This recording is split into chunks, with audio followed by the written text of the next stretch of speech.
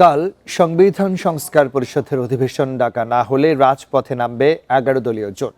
এছাড়া জুলাই সনদ বাস্তবায়নে 28 মার্চ চূড়ান্ত হবে আন্দোলনের রূপরেখা, এমন হুঁশিয়ারি দিয়েছেন জোটের নেতারা। শনিবার মগবাজারে জামায়াত কার্যালয়ে জোটের বৈঠক শেষে এসব কথা বলেন সমন্বয়ক হামিদুর রহমান আজাদ। বৃহস্পতিবার শুরু হয়েছে সংসদ অধিবেশন। প্রথম দিনই ওয়াকআউট করেছে বিরোধী দলীয় জোট।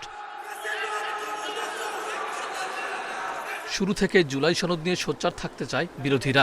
রোববার অধিবেশনের দ্বিতীয় দিনে এ নিয়ে আলোচনা চান 11 দলের নেতারা।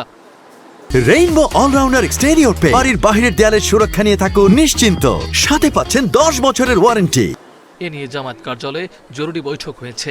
ব্রিফিংয়ে জোটের সমন্বয়ক হামিদুর রহমান আজাদ মন্তব্য করেন, সরকার গঠনের পর জাতির সাথে প্রতারণা করেছে বিএনপি।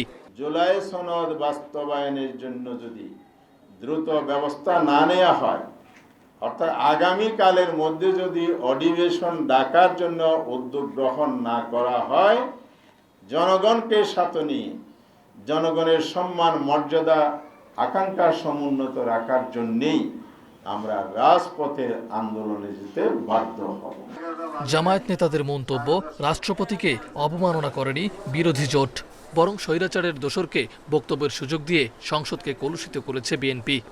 আমরা রাষ্ট্রপতিকে অবমাননা করি নাই, আমরা স্বৈরাচারের দোসরকে বরং বিএনপি সংসদে বক্তব্য দেওয়ার সুযোগ দিয়ে সংসদকে কলুষিত করেছেন, জাতিকে অপমান করেন।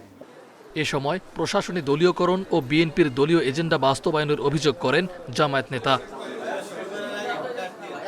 মাহফুজুর রহমান মিলন, ইন্ডিপেন্ডেন্ট নিউজ, ঢাকা।